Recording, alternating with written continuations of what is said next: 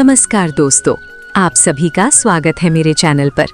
आज की कथा है एक छोटे से गांव की, जहां रहता था एक धनी व्यापारी रामदास। वो अनाज, घी, तेल और कपड़े का बड़ा व्यापारी था। धन की उसके घर में कोई कमी नहीं थी। बड़ा सा मकान, लोहे की मजबूत तिजोरी, नौकर चाकर, सब कुछ था। पर एक चीज नहीं थी, दया। उसकी पत्नी लक्ष्मी स्वभाव से बिल्कुल विपरीत थी। वो भगवान की भक्त थी, विशेषकर हनुमान जी की। हर मंगलवार व्रत रखती, मंदिर जाती और गरीबों को चुपके से अन्न दान करती। रामदास दुकान पर बैठकर हर सिक्का गिनता। यदि कोई गरीब किसान उधार मांगता तो वो कहता, पहले पुराना हिसाब चुकाओ, फिर नई बात करना। गांव के लोग उसे सामने से सेठ जी कहते, पर पीठ पीछे कंजूस सेठ। लक्ष्मी कई बार समझाती, स्वामी, धन का घमंड मत कीजिए, आज है कल नहीं भी हो सकता। रामदास हंस देता, धन मेहनत से कमाया है, भगवान ने आकर मेरी दुकान तो नहीं चलाई। लक्ष्मी चुप हो जाती, पर मन ही मन प्रार्थना करती, हे बजरंगबली, मेरे पति को सही राह दिखाइए। एक दिन गांव में एक वृद्ध साधु आए।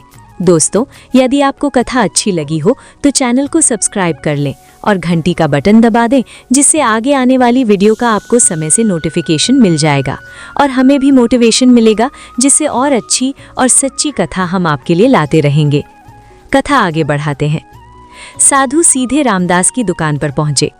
सेठ जी, थोड़ा अन्न दे दो, कई दिनों से भूखा हूं।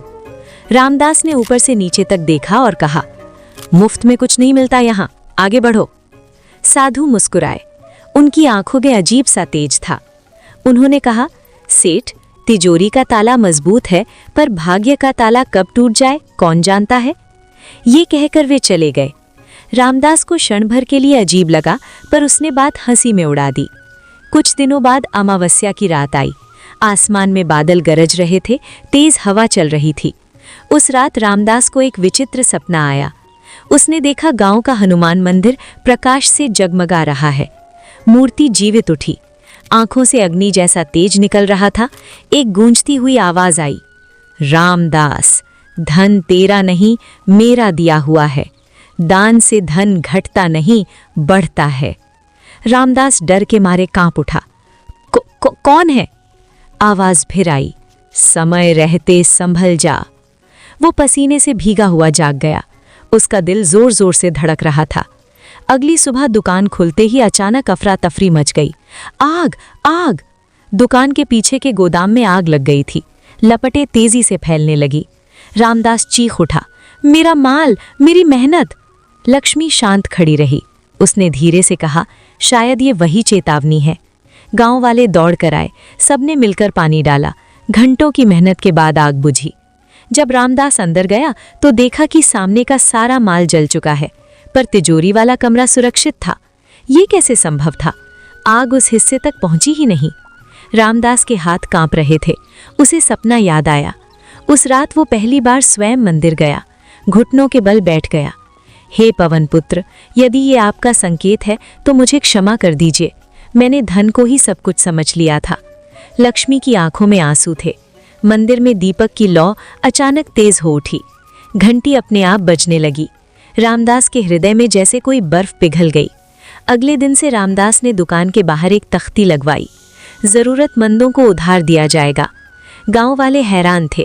वो हर मंगलवार प्रसाद बांटने लगा, गरीब बच्चों को किताबें देने लगा, मंदिर की मरम्मत करवाने में धन लगाया। धीरे धीरे उसका व्यापार भी फिर से बढ़ने लगा, इस बार पहले से ज्यादा। पर अब रामदास के चेहरे पर घमंड नहीं, शांति थी। एक दिन वही वृद्ध साधु फिर से गांव में आए। इस बार रामदास ने उन्हें पहचान लिया। वो दौड़कर उनके चरणों में गिर पड़ा, मुझे क्षमा करें। साधु ने आशीर्वाद दिया, अब तिजोरी नहीं, दिल खोल दिया है तूने। रामदास ने सिर उठाया, पर साधु वहां नहीं थे। सिर्फ हल्की सी हवा चली और मंदिर की घंटी अपने आप बज उठी। लक्ष्मी मुस्कुराई, प्रभु ने स्वीकार कर लिया। दोस्तों, इससे हमें ये सीख मिलती है कि धन बुरा नहीं होता, पर धन का घमंड विनाश का कारण बनता है। जब तक धन के साथ दया, धर्म और सेवा जुड़ी है, तब तक वो सुरक्षित है। और कुछ लोग कहते हैं कि आज भी उस गांव में जब मंगलवार की रात आती है तो मंदिर से हल्की सी आवाज़ सुनाई देती है, जो है दयावान वही सच्चा धनवान।